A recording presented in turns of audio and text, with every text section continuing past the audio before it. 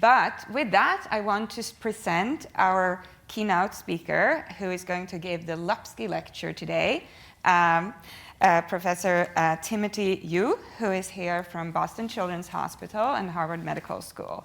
And we're very, very excited to have you, and I invite you to take the floor.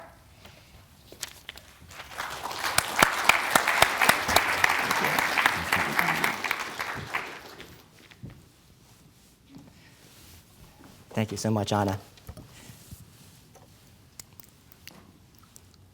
Okay. I'd like to start off by thanking the program committee for the really kind invitation to come join all of you. It's an honor to be here. This is my first time to the Wellcome Center and my first time to this meeting, but I'm really looking forward to it.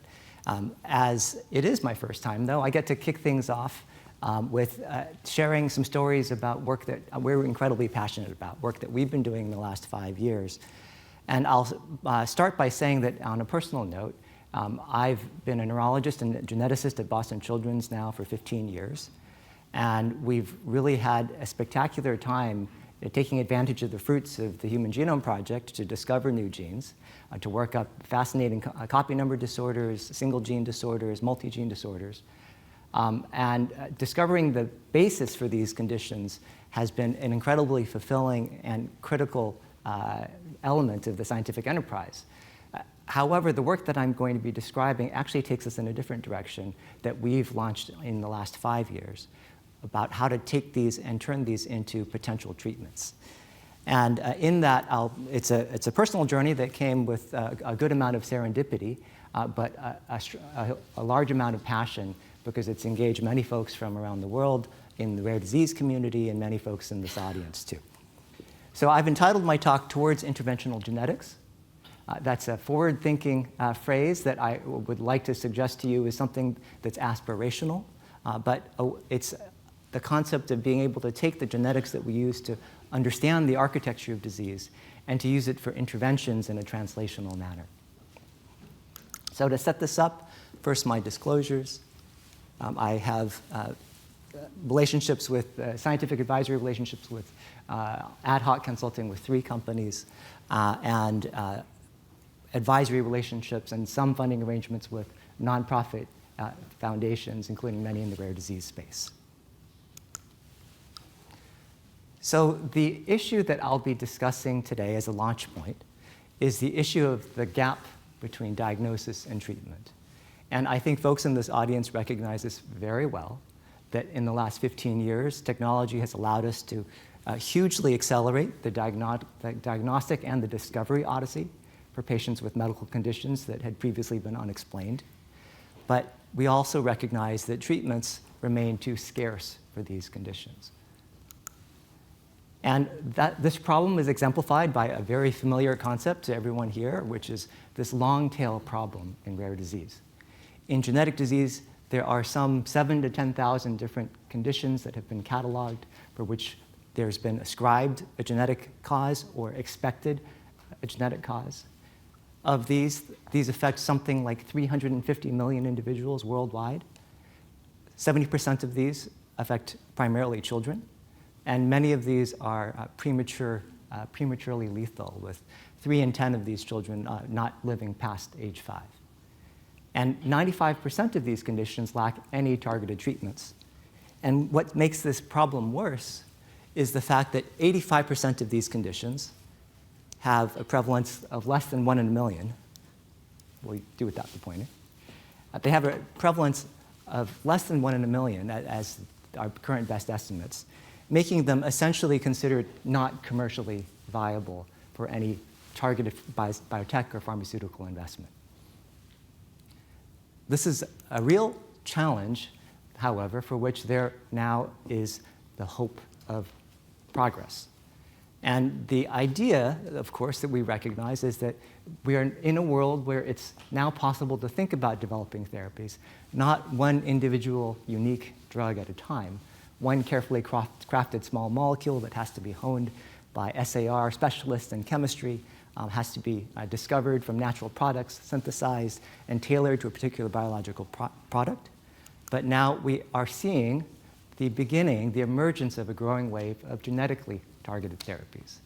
Gene therapies are finally having their day. mRNA therapies, antisense oligonucleotides, siRNAs, CRISPR editing. Each of these now offers the hope that we can target root causes of conditions using technologies that are more scalable than perhaps a small molecule technology. One example of this is antisense oligonucleotides, which we've been working on now for the last 6 years. This is a class of therapeutic interventional molecule, which consists of short snippets of synthetic DNA or RNA, that these are simple to manufacture, that they've been chemically optimized over 3 decades for good drug properties.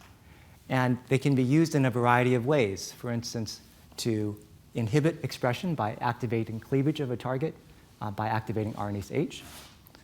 Or they can be used to boost expression by modifying splicing patterns, by simple steric hindrance of cis regulatory factors in pre-mRNA transcripts. Those are just a few of the applications that have seen therapeutically useful efforts, but there are a host of others too, like blocking miRNA sites, alternate translation initiation sites, alternate polyadenylation sites. There's a long list. The critical factor that I'd like to point out for ASOs, like the other modalities on the previous slide, is that these are simply and easily customizable to different genetic targets. Shown here in green is the sequence of an ASO drug that targets the SMN2 gene, survival in motor neuron 2. And shown in blue is an ASO drug that targets a completely different gene, the CLN7 gene, using the same chemistry, bearing many of the same pharmacologic properties, although not all, but simply applying a different sequence. And of course, no background primer on antisense oligonucleotides would be complete without acknowledging the remarkable impact that the drug nusinersen has had on elevating this modality into our awarenesses. This antisense oligonucleotide for spinal muscular atrophy, again with the sequence shown in green, is an 18-nucleotide synthetic RNA dissolved in artificial CSF that, when given by spinal tap to infants with a devastating neuromuscular disease that leads them to respiratory insufficiency and death in the first year of life, it binds to and restores normal splicing of the SMN2 gene product and rescues their ability to keep motor neurons alive in the critical respiratory centers, allowing these children to live a much closer to normal life. As a pediatric neurologist, this is a truly transformative therapy that made everyone stand up and pay attention to the potential of this class of intrathecally injected drugs for neurologic indications. However, nusinersen has a special superpower that is not available to all drugs. Nusinersen targets an evolutionary acquired mutation in SMN2. It's found in all individuals with SMA. This was a mutation that was quote-unquote acquired when the SMN1 gene, which is the gene actually mutated in spinal muscular atrophy, was duplicated. And in that duplication process, a point mutation was introduced that results in skipping of exon 7. This is the common drug target now that this very precise, genetically targeted and customized drug can now take advantage of to restore exon 7 inclusion and to rescue this phenotype in all individuals with this disease. But this situation is the exception, not the rule. What happens if instead the target mutation that you're looking at is only found in a subset of the disease population, or even just one? Some 5 years ago now, we published a paper that really brought this point home. We described the creation of a patient-customized oligonucleotide that worked very much like Spinraza on behalf as a pilot therapy for an orphan condition for a single individual. And this is published work, so I won't belabor the details, but I will go over some of the points just to illustrate the rest of the talk that follows. This project began with a 6-year-old girl who had received the unfortunate diagnosis of CLN7 Batten disease. This is a very rare disorder affecting some 70 patients in the published literature that's associated with progressive neurologic deterioration after a period of normal neurodevelopment. She began experiencing symptoms at age 3.5, beginning with difficulty with vision and low light, and then progressed over the next 3 years to a diagnosis where she had ataxia, seizures, cognitive regressions, behavioral regressions, loss of faculties, and was diagnosed by skin biopsy showing characteristic fingerprint-like inclusions representing abnormal lysosomal storage material in her cells. And the family was told by her clinician, Dr. Austin Larson, that this was one of the long tail of orphan conditions for which there was no therapy available at the time, investigational or approved, and that she would pass away in a few short years. Something, of course, was missing, however, that created an opportunity. What was missing was a complete molecular diagnosis. The pathology was established, but this is a recessive condition, and a second mutation was missing. And whole genome sequencing, which we described in our paper, allowed us to discover a cluster of unusual deep intronic reads that turned out to be chimeric reads indicating the presence of the insertion of a mobile DNA element deep within intron 6. And this mobile DNA element insertion allowed us to recognize that this was probably impacting the splicing of this gene because the coding region was otherwise unaffected. And it also allowed us the opportunity to dream of a potential solution, which is, could we imagine restoring normal splicing using a nusinersen-like drug, an antisense oligonucleotide, except instead of targeting a common SMN2 mutation, we would be targeting her precise and unique insertion. And this is what we described. The process for executing on this concept was what we described in that 2019 paper, to make a medicine for this patient, taking advantage of the fact that this is a technology, antisense oligonucleotides, that is actually suitable for rapid prototyping in an academic lab like ours, which had previously never worked on antisense oligonucleotides before. And lest I make it too simplistic, the simple proof of concepts that we were able to achieve using basic molecular biology tools were combined with a fantastic outpouring of support from the community, from the antisense oligonucleotide and biotech community, to support the manufacturing, safety studies, and regulatory approaches that allowed us to carry this across the finish line, using patient-customized drug designs tailored to our patient's mutation, drug screening in patient cell lines, streamlined manufacturing and animal toxicity studies, and then regulatory filing, allowing us to provide an investigational treatment for this child in 1 year's time. More on the results of this trial later, but that framework is the one that I'd like to propose to you and elaborate on in this talk. The treatment with this drug received attention, one, because of the short timeline, but also because it appeared like it seemed to work. The seizures exhibited by our patient took a sharp decline in the first 6 months of treatment, and again, I'll have more to say on this at the end. So this is the setup for this concept of programmable medicines, about using genetically targeted therapies as ways to accelerate drug development, especially for this long tail of orphan conditions. And if conditions are severe enough and the clinical needs and ethical considerations are appropriate, then should these be used not in a traditional drug development, commercial drug development paradigm, but might these actually be usefully applied to meet unmet clinical needs that are ethically appropriate?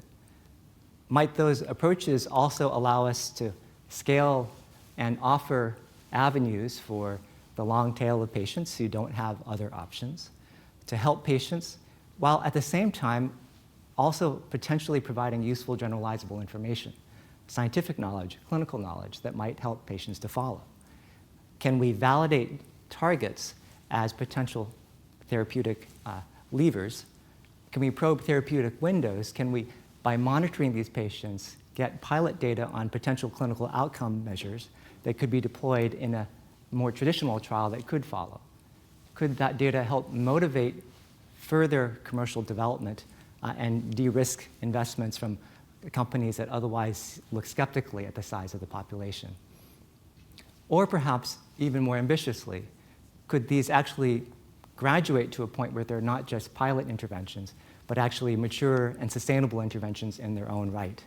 That's a grand idea, but that would require using the effects of many of these individualized drug interventions and then pooling them to be able to get a sense for how they behave as a class, as a category, as a process for making interventions, genetic interventions for patients.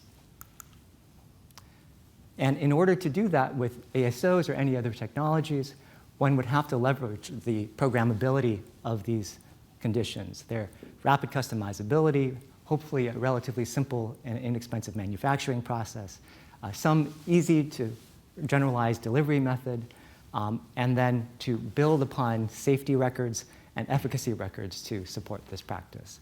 Can you do this with antisense oligonucleotides, with siRNAs, with CRISPR guide RNAs, et cetera, et cetera? So our lab in the last several years has been embarking on a series of proof of concept trials to investigate this concept. I'll tell you about a few of them. And the idea here is to generate data to see whether or not this idea could possibly work. This patient was a second patient that we encountered soon after starting the Mulesin trial, who was diagnosed with a fatal genetic condition at birth. She was a baby girl born in California. She had an abnormal newborn screen that gave her a presumptive clinical diagnosis of severe combined immunodeficiency. She had low T-cell receptor excision circles on her newborn screening. In fact, however, she didn't have SCID, and genetic testing for SCID showed no pathogenic lesions and no clinical findings either to correlate with that. Instead, a longer workup over the first 6 months of her life, led by David Lewis at Stanford, an immunologist, allowed her to be diagnosed with a neurologic condition that was actually a red herring. This is a neurologic condition called ataxia-telangiectasia that results in the abnormalities in the cellular DNA damage response. Those abnormalities lead to false positives on newborn screening and elevated T-cell receptor excision circles. They have been a growing recognized inadvertent side effect of implementing this otherwise very, very productive newborn screen in patient populations in the United States. And as a result of this crossover, a number of infants are being diagnosed with conditions that actually don't manifest until later in life and are currently untreatable and neurologically disabling and ultimately fatal by young adulthood, which is really the opposite of what you're trying to do in newborn screening. An unlucky situation for families and clinicians. Now, in this particular case, however, this infant's mutation stood out to us. This infant's mutation, it turned out, created a new splice site. It was an exonic mutation, not a deep intronic mutation, nothing exotic here, not a structural variant, not a mobile DNA element, but a point mutation in exon 53. This point mutation, however, activated usage of a new splice donor site that, when activated, took over and overrode the normal native splice site. And the use of this new splice donor site ended up truncating the 3' end of exon 53 in 100% of transcripts, leading to an out-of-frame product that could not support ATM function. This was one of the mutations. Her second mutation was more traditional, a deletion mutation. But this recognition that one of your mutations had this property allowed us to play the same trick as before.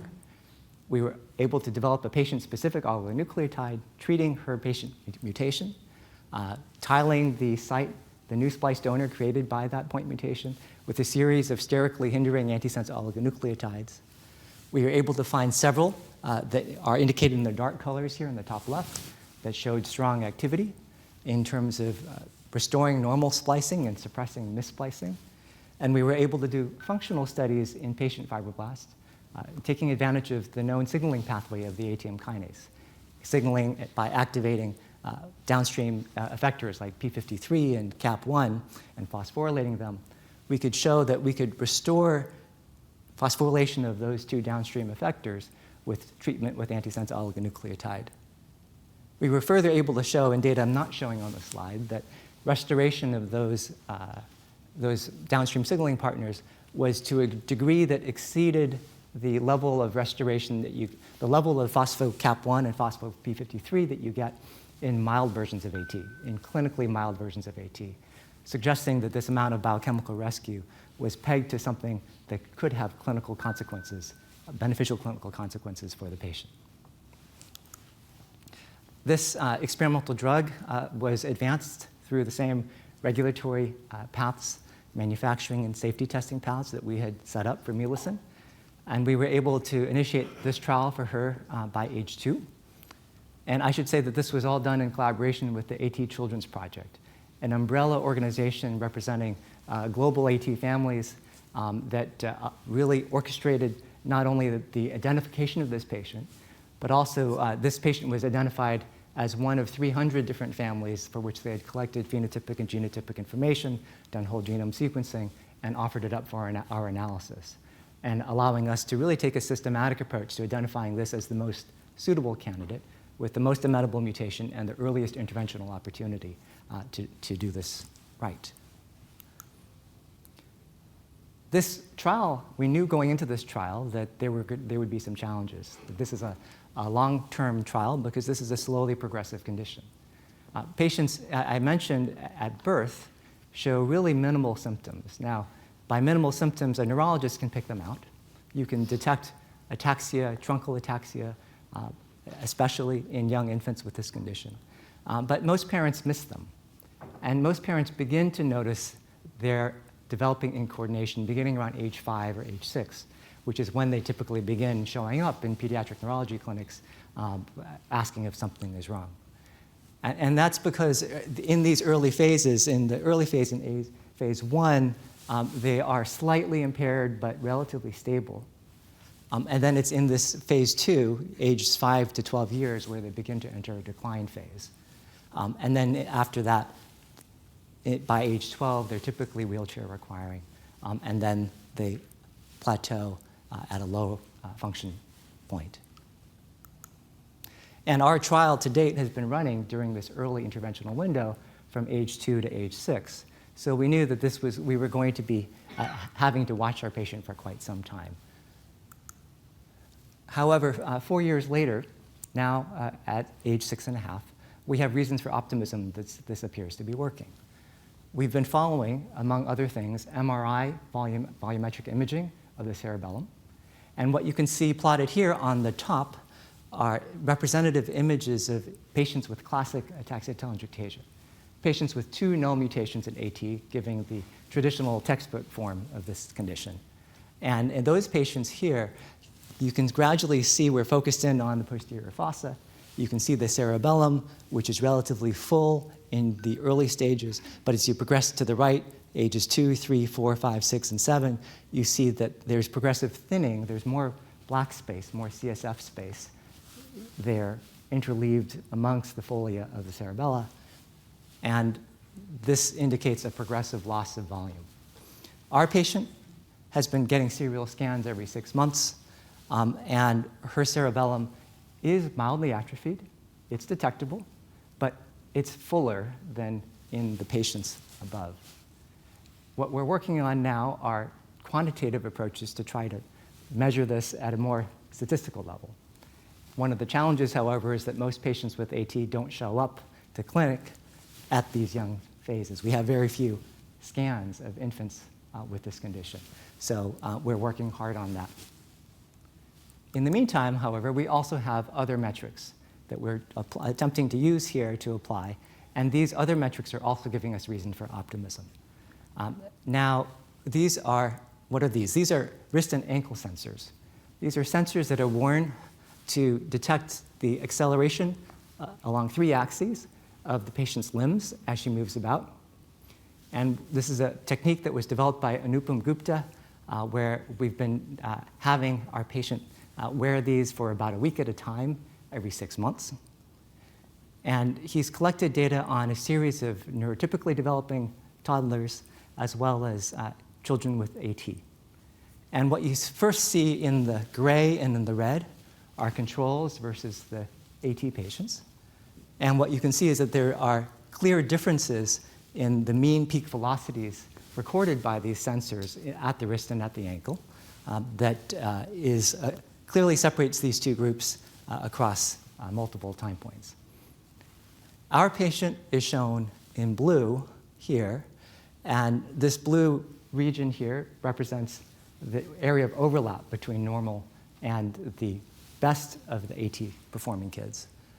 And this correlates with qualitative observations from the family, as well as obviously biased the sponsors of our study, the AT Family Foundation, the AT Children's Project. Jen and Brad take a look at our patient and tell us that she's as good as any patient with AT that they've ever seen at this age. And we'd like to believe that, but this data supports that concept.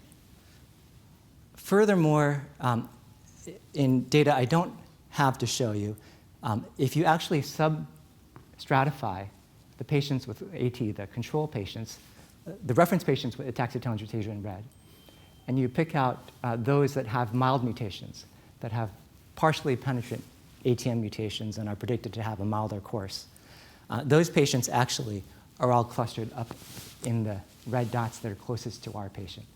So this further provides us reason for optimism that this might be working.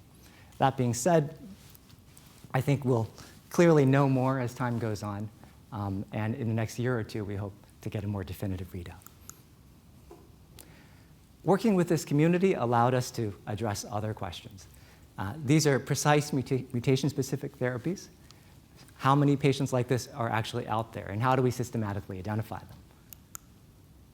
I mentioned that the AT Children's Project had assembled a really beautiful cohort of some 300 plus families with this condition. We took a snapshot of that 2 years ago, at which point they had 235 cases, and whole genome sequencing was performed on these individuals at the Broad Institute in collaboration with Anthony Philippakis, who set up this data repository called the Global AT Family Data Platform. And we performed comprehensive variant calling on these individuals to make sure that we had a complete diagnosis, 2 identified mutations in every case. And we found point mutations, we found mobile DNA element insertions, we found copy number variations, pseudogene insertions. So we were able to complete a diagnosis for 99% of the individuals in this cohort. And we were then able to look at each of those mutations, predict their coding or their non-coding impact, in particular looking at the potential impact on splicing. And we then took our predictions as to whether they might alter splicing and validated a subset of them, as many as we could, in mini genes or patient cell lines, giving us, at the end of the day, one number, 15%. And 15% of these individuals in this cohort had a type of mutation that we would predict would make them amenable to an appropriately designed custom ASO. Importantly, they're not all n's of 1s. This is a histogram plot showing the frequency distribution of variants that were potentially amenable to ASO treatment within this cohort. And what you can see is that there were 13 patients who had potentially ASO amenable, the same potentially ASO amenable mutation, C5763 minus 1050 A to G mutation. And this accounted for fully a third of the amenable patients in the cohort. And it should be pointed out that this is an especially mild version of AT. It's caused by a leaky splice, introduction of a leaky splice acceptor in the middle of this intron. And it happens to cause 18% of cases of AT here in the UK. The next most common variant showed up in 5 patients. The next most common variant after that showed up in two patients. And then there were 14 different variants that were true n's of 1s, at least within this family cohort. And that, if you run the numbers on this, you could predict that with a single patient mutation-specific treatment, you could address a third of the cohort. With 4 ASOs, you could address a little more than half of the cohort, and treating the entire cohort would take more. And I think this speaks to both the opportunity as well as the daunting challenges that we face, that you have to take a portfolio approach to these conditions, that luckily they're not all one mutation, one drug, but they are going to be, the long tail problem extends not just to the architecture of the diseases and the genes that are causing those diseases, but to the allelic architecture of these conditions too. Interestingly, driving one more point home though, one of those N of 1 cases was our original patient, the infant that we're treating now in Boston. And even though she was an N of 1 within this cohort, she's not an N of 1 in the world.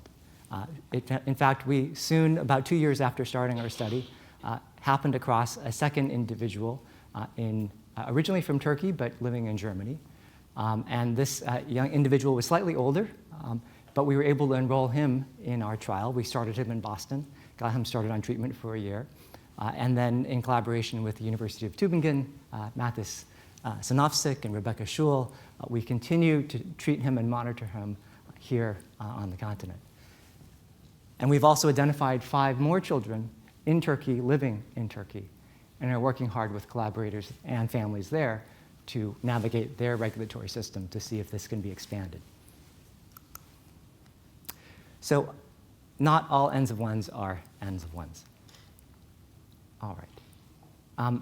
So these are just 2 of the examples that actually will have time to go into some depth with you about. I'm going to verbally describe 2 other cases that I've mentioned, but in lieu of showing you the actual data for those, I've got other slides talking about where this field is going in a broader sense. So I will briefly mention that we've also developed ASO drugs for KCNT1 neonatal epilepsy, a severe and neurologically malignant neurodevelopmental disorder that manifests usually in the first week of life. These infants have unremitting seizures, dozens per day, that are unresponsive to anti-epileptic medication. And the mutation there is caused by a gain-of-function activating mutation in a channel, a sodium-gated potassium channel, which can be effectively shut down with an RNase H activating ASO. And we were able to develop an antisense oligonucleotide that worked in patient cell lines to normalize the excessive currents exhibited by these patients. It rescued mice, a mouse model of KCNT1 epilepsy developed by our collaborator Steve Petru. And then in clinical trials, also suppressed seizures moderately in a first patient, and then dramatically in a second patient, with her seizures going from 15 a day to 0 for nearly 90 days. However, this trial also has gotten some attention because it exhibited and alerted us to a side effect of intrathecal ASOs, which has been emerging as a potential concern. Hydrocephalus was discovered in both of our patients.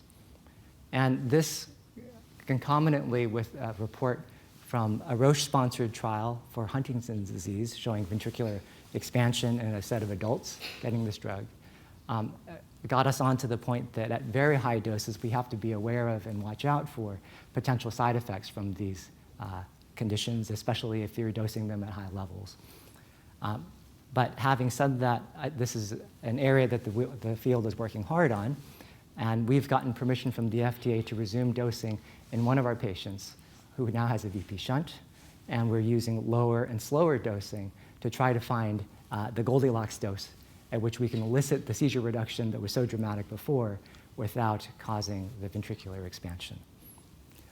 I will acknowledge that the other patient in our trial, her family had to face some very difficult decisions about whether a VP shunt would have been appropriate for her and their goals of care, and they elected to withdraw from the trial, and that patient passed away. I also don't have time to tell you about a case that we recently launched 6 months ago, where a patient that we've been working on actually for 5 years, a young child with FLV-CR1 retinitis pigmentosa, a progressive visual disorder that leads to blindness within several years, but is caused by recessive mutations in a choline transporter. This patient also had a deep intronic mobile DNA element insertion that as the cause of her disorder. It was also causing missplicing, just like in our index case, Melicin. And we were able to develop a drug for her, which is now being injected intraocularly. It's being given every 6 months. Every 3 months, and she's received 4 doses so far, which have been well tolerated, and this is in collaboration with the NLARM Foundation. Our hope is that these cases, plus additional cases that are in the works, will build a body of evidence that gives us a sense for whether or not this can be successfully done, with what success rate, with what adverse event rate, and with what other considerations. ultimately, the big question that we're all asking is, can this scale? Right? These individual efforts are pretty Herculean at the outset, like any research project. They require a lot of specialized expertise, a lot of resources, a lot of creative and sometimes unproductive spinning of wheels, and such that these efforts take a huge team to actually organize. And the question is, to what end? Will this reach a point where we can get good enough at it that we'll be able to do it for much fewer resources with smaller teams in the future? And there's conceptual questions, myriad, listed on this slide, that will have to be addressed to see if this type of work can scale. How do you rigorously establish efficacy for N-of-1 drugs? How do you make individualized drug development more efficient? How do you arrange small batch manufacturing? How do you streamline safety testing? How do you ensure access to these drugs? Are they research efforts, or are they compassionate use, or some blend of the two? And what are the ultimate standards going to be for approval, either by hospital ethics boards or by regulators, either in Europe, Asia, or the United States? Luckily, we've been really pleased to see that these questions are being addressed, thankfully not just by us, but by an evolving ecosystem of players who are working in the space. The FDA, the Oligonucleotide Therapeutics Society, the NIH have all engaged. I'd like to point out especially that a number of academic institutions have launched into this. At last count, there are 6 institutions in the United States currently running N-of-1 style trials. Ourselves, Columbia University, University of Massachusetts, Rush University Medical Center, Rady Children's Hospital in San Diego and Colorado Children's, plus the University of Tübingen, our collaborators here in Europe. And there's also been the formation of a number of consortia, including the One Mutation, One Medicine Consortium here in Europe, which is pioneering discussions with the European Medical Agency. The N. Lorem Foundation, which is working to provide charity care for patients in the United States. The Dutch Center for RNA Therapeutics, Genome England, many activities, many partners working hard on these issues. The FDA in particular, we've been in discussions with since 2019 to try and establish a path, standards and goals and inclusion criteria that can be transparent to all. And internationally, groups like ERDIC are now convening to take a look at the work that's been done and assemble consensus overviews to apply this more broadly across other jurisdictions. And in particular, I'll give a shout out to this group chaired by Anamika Arts-Marus, Annalena Jonker, and Dan O'Connor, who are working hard. I have the pleasure of sitting on this task force as well, to raise awareness about this N-of-1 concept, to educate about the challenges, to identify potential approaches to these challenges. And I encourage folks to be on the lookout for a state-of-the-art manuscript, which is currently working its way through the system, that will hope to delineate, not solve, but delineate these challenges for your and the community's consideration. We ourselves have founded the N-of-1 Collaborative. This is an academic and private coalition, a public-private partnership involving not just university folks like us, but also companies interested in this space, that's dedicated to developing repeatable, rigorous, and responsible pathways for this type of medicine. Our goals are threefold. One is to draft best practices. 2 is to share data about successes and hiccups and failures. And 3 is to democratize access to this type of approach.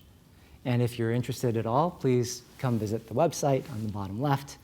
Shameless plug there, but we keep a seminar series, a very healthy and active seminar series that has 1 or 2 seminars, webinars every month, and they're all recorded and available. There are also links to resources like the FDA guidances and so forth that might be useful to folks in the field.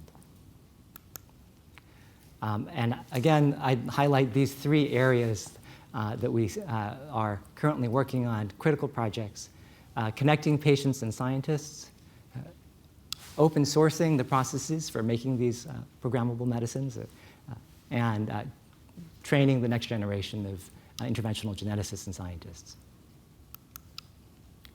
I'd like to close with a shout out to our index patient and return to her story.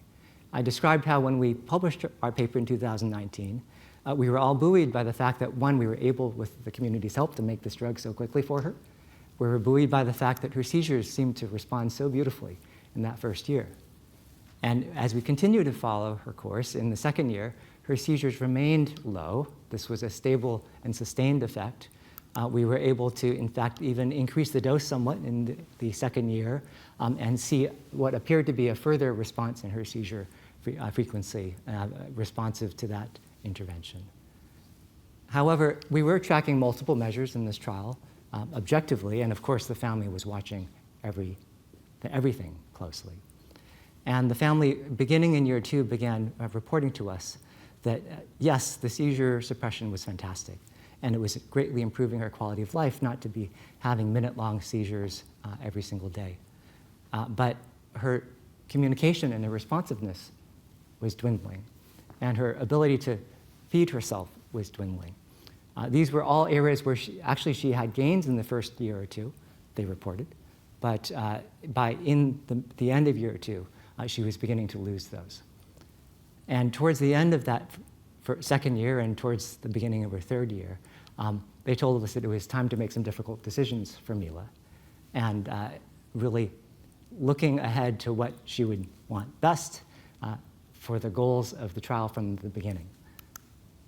And concomitant with that, we were following volumetrics and noticing that she had experienced significant brain atrophy in the years leading up to the trial, and that atrophy, that trajectory might have slowed, but it didn't stop. And so throughout year 1 and 2, from year 1 to year 2, we didn't see much appreciable change, but in year 2 and year 3, we began to see that volume loss was restarting at a similar clip. And so she then transitioned to comfort care and passed away near the beginning of year 3 of that trial.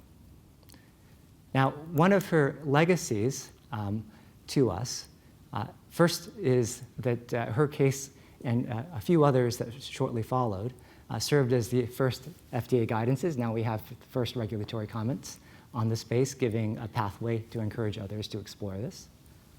And that's a legacy that we'll be very thankful to her for.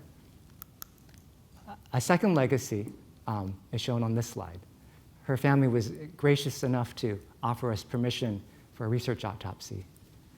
And along the way, I should also mention that even during the time when she was in compassionate care, in comfort measures, they wanted to continue with the Millicin dosing because they felt it was improving her quality of life and keeping her seizures down. So she continued to take Millicin up to the point when she passed, and then we were given permission to look at the tissues afterwards to understand what had happened. And our autopsy results, we first went looking for signs of Batten disease. And shown here on the left is a gross section, a coronal section of her frontal lobe, illustrating that she had significant brain atrophy at the time of death. Not surprising. She had already had it on MRI before we started. And this confirmed what we had been seeing in her as well as in the literature, published literature for CLN7 patients. There was gray and white matter thinning. Her brain weight was 600 grams, which for her age was about 50% of what's neurotypical. And this is right in the middle of the range of weights that's seen in patients with CLN7 disease. And pathologic hallmarks were also visible on microscopic examination. Neuronal loss, protein inclusions, all consistent with the storage abnormalities of Batten disease itself. From looking at this data, one would very reasonably ask, with all of the work that's gone into this field, how do we square that up with what happened to our first case? Did the drug not work, or did we arrive too late? We were also able to look at levels of Millicin. And so we first developed an RNA-scope approach, developing a personalized probe for the Millicin drug. And we found staining sections here that there was intense staining throughout all cells examined in the brain, including all of the neurons.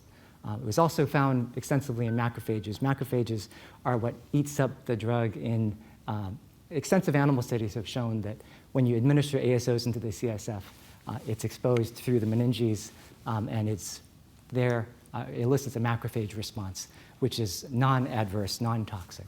So we saw it clearly in these two specific regions as expected, and that gave us some confidence that it had actually gotten in.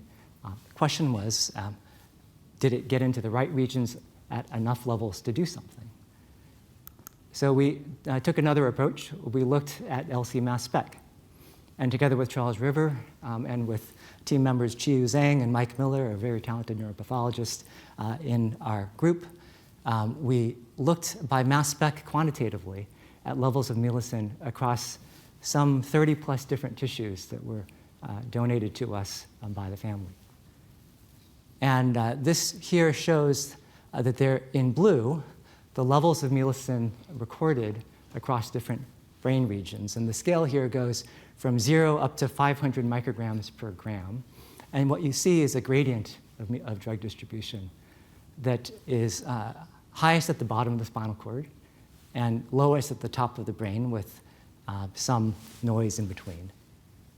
And of course, this is a child who was getting repeated doses of a lumbar spinal injection of an investigational drug with an expected biodistribution that looks like this. The question was it enough? And I'd like to point out the scale here.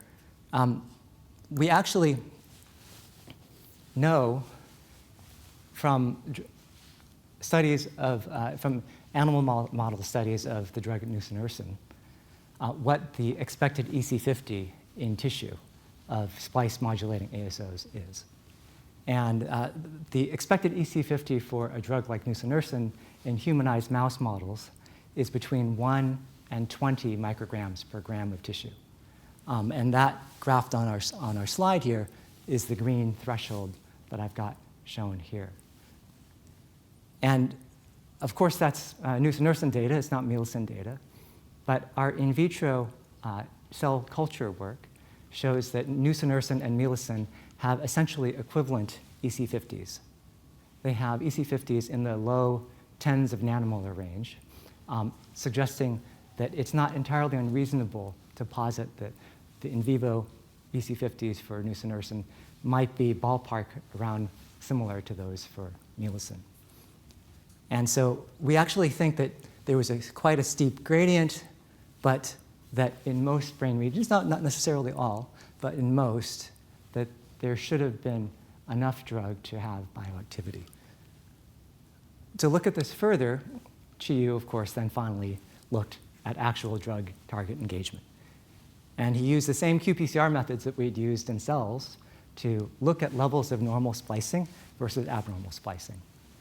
And to show you what that looks like, that graph is shown on the right. So biodistribution on the left, proper splicing on the right.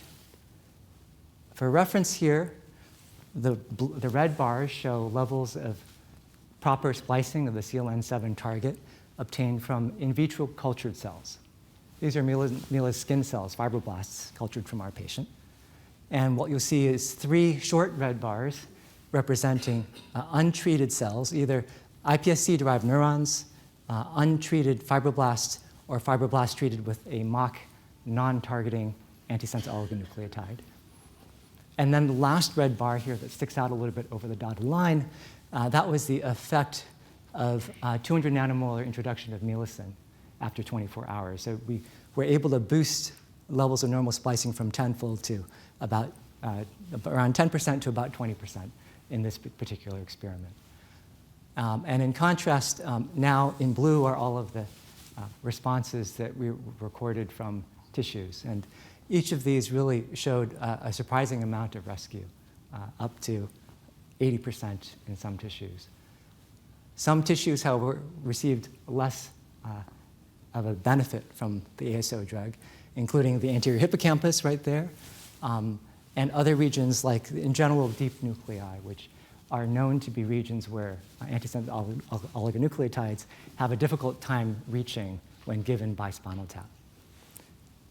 This data gives us a little bit of a glimpse to understand what mucin was and wasn't doing in our patient's system.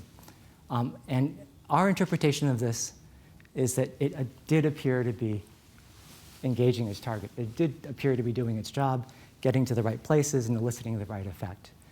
But that perhaps we had started this process 3 years into a disease process too late.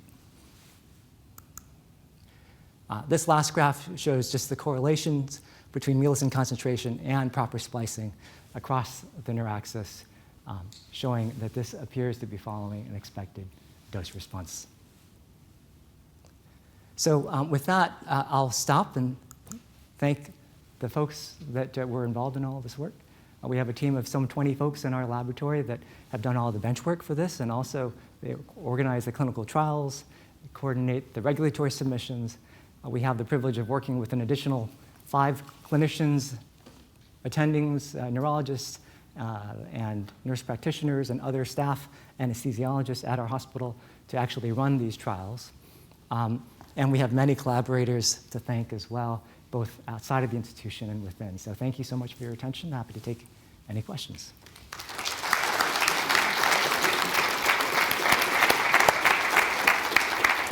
Wow, thank you so much for an amazing talk and really showing us where the field is heading towards the future. We have several hands, maybe at the back of the auditorium. So I'll just start with one question, just sort of thinking about the ataxia-telangiectasia project. So did I understand you correctly that you identified the patients through the screening error? So could they then, because in your beautiful chart you showed that the red dots were higher up, but could they be healthier as a group than the sort of traditionally kind of patients that... Right. Yeah, so that's a great question. So is there something special about this group of patients who identified early in any sense? And you could imagine any number of scenarios. You could even imagine that because they were identified early, perhaps those are the ones with the more severe defects. The reality is that for some reason, it's not clear which patients end up being caught in the T-cell receptor excision circle screening, which patients don't. There's not a ton of rhyme or reason to which ones show up. Some of those patients have mutations that have been extensively characterized and are known to cause classic AT. They're classic null mutations with no predicted loss of function. And some of them are milder cases too. Our particular patient, her mutations have been seen. She has 2 mutations.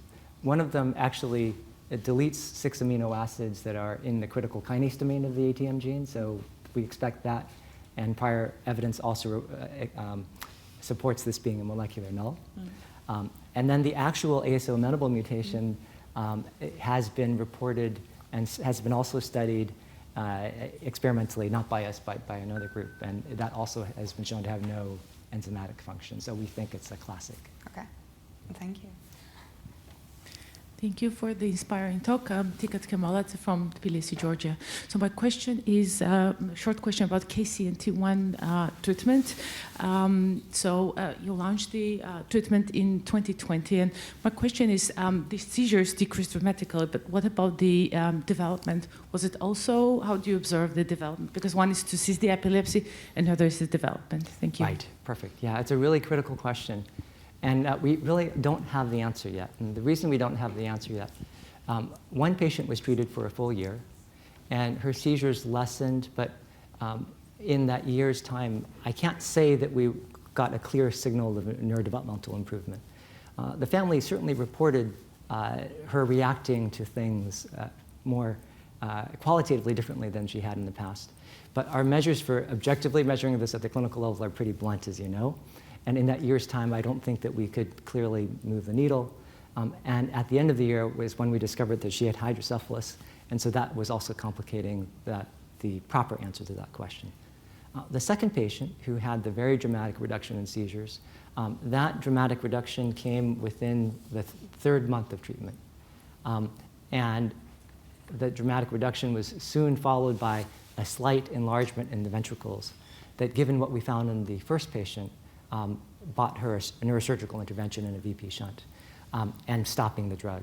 So we didn't give it time to incubate. Even though the seizures were suppressed for those 2 months, that's too short of a time to see a change. We'd really have to follow out for much longer than that. In the back. John Rock-Chadonia from UC Berkeley. Thanks for a great talk. Just had a general question about these ASO class of drugs.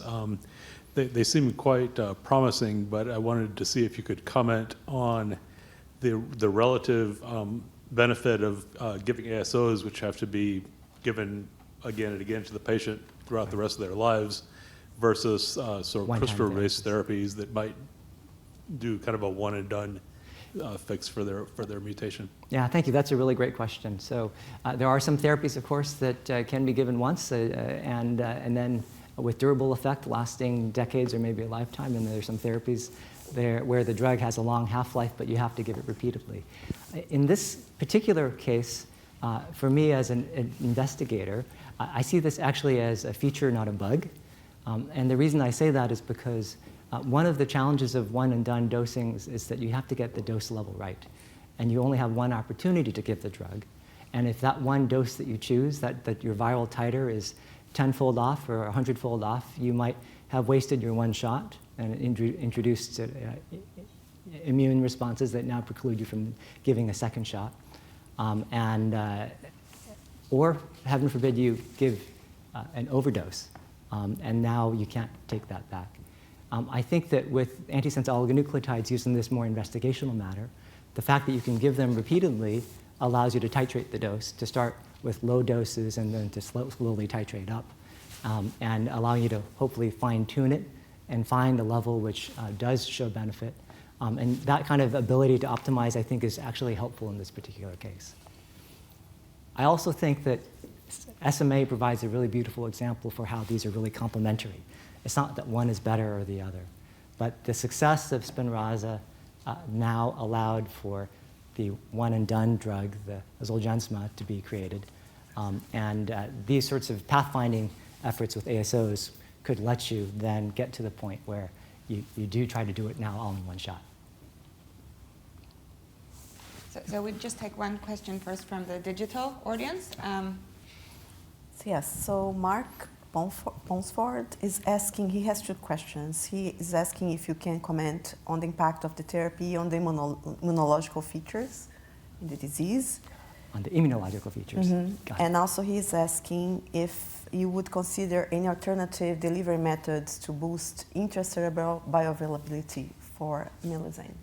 Great question. So I think, I assume that the first question was in relation to ataxia telangiectasia, where in addition to cerebellar neurodegeneration, there is an immune deficit too. So we embarked on the AT project anticipating that we would not be able to help the immune dysfunction. We were giving spinal tap administrations and we did not expect significant uptake into the systemic circulation. And that was a trade-off that we made for safety. The doses that you give, the doses of ASO drugs that you give intrathecally are 50 times lower than the doses that you give if you're trying to target systemic organs, because the half-life in the central nervous system can be 3 months to 5 months, whereas the half-life in the systemic circulation is 30 days. So you can get away with very small doses infrequently in the CNS, whereas targeting the immune deficits, which are relatively milder in AT, requires you to take that extra safety risk of giving more drug more often. And importantly, it was the families who told us that this was their risk benefit, that from their standpoint, their neurologic features were by far the most debilitating aspects of the disease. What I don't mean to gloss over is that in AT you also have that immune surveillance. Also, in addition, there's a cancer predisposition, and we were explicitly not treating that. And that actually is potentially very impactful to patients too. But that's the decision that we made in concert with the Family Foundation. Okay. Second question about ways to increase biodistribution to the cerebellum. So I think that there's a lot of, all of the N-of-1 trials that have been approved to date have gone through intrathecal dosing. But there's good preclinical evidence from animal models, from monkey studies, that intracerebroventricular dosing may give you better access to some of the regions that are harder to reach via lumbar spinal cord injections. No one's done that yet, but we hope that the FDA will see that as a route soon. Thank you. Steve Mine, University of Wisconsin. So one of the takeaway messages I've gotten from your talk is your frustration with trying to treat patients who have neurodegenerative diseases, but you can't identify them that early. They frequently have diagnostic odysseys of years, and you get to them when they're already symptomatic. And one of the problems with newborn screening is that newborn screening normally does not identify children with a disease that doesn't have a treatment. Have you thought of collaborating with these up-and-coming genome sequencing newborn screening projects where you might be able to pick up patients that have the disease that you are interested in as newborns? Thank you. I couldn't have planted a better question. That's exactly, thank you for taking that away as one of the take-home lessons, because that's absolutely critical. There is this chicken and the egg problem that's plaguing the development of treatments for these conditions. You never identify the patients because you don't want to find the diagnosis. Because you never identify the patients, you have no shot at developing an effective therapy.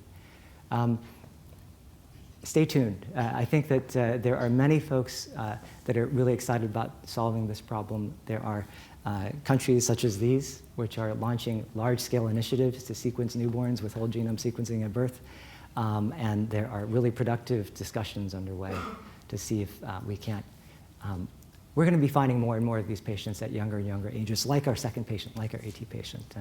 And there are many folks here in the UK, for instance, who are mobilizing to make sure that we're ready for them. Okay, one final question, and then we can also grab you later during the coffee break. Vanessa Tavares from Wellcome Institute from Brazil. It is on one of the biggest centers for newborn screening there.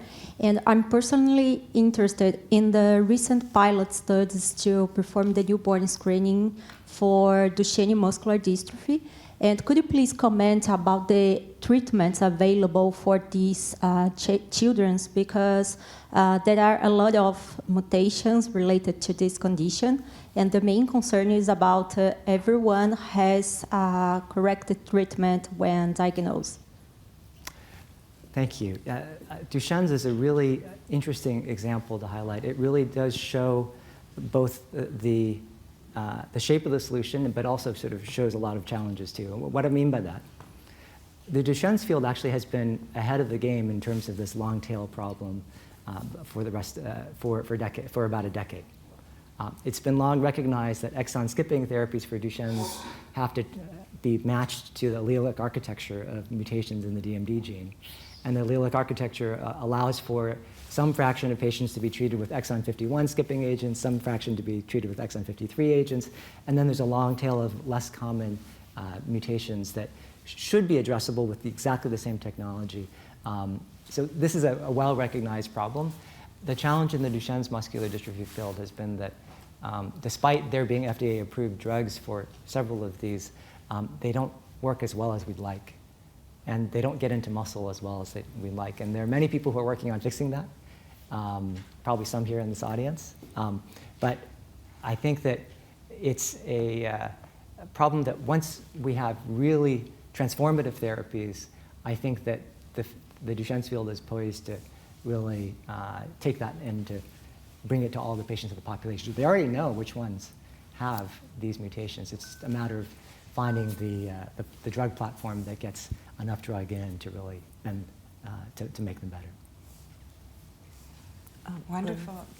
There was just this person, Vanessa. She's asking about DMD for newborn screening. I just wanted to see if there is anything else to complement about this. I would refer that question to colleagues of mine in neuromuscular disease who would be better equipped to answer that. I've been mainly in the CNS, so. Okay, thanks. Thank you. Thank you so much, Timothy. This was an amazing talk, and I think Thank you very much.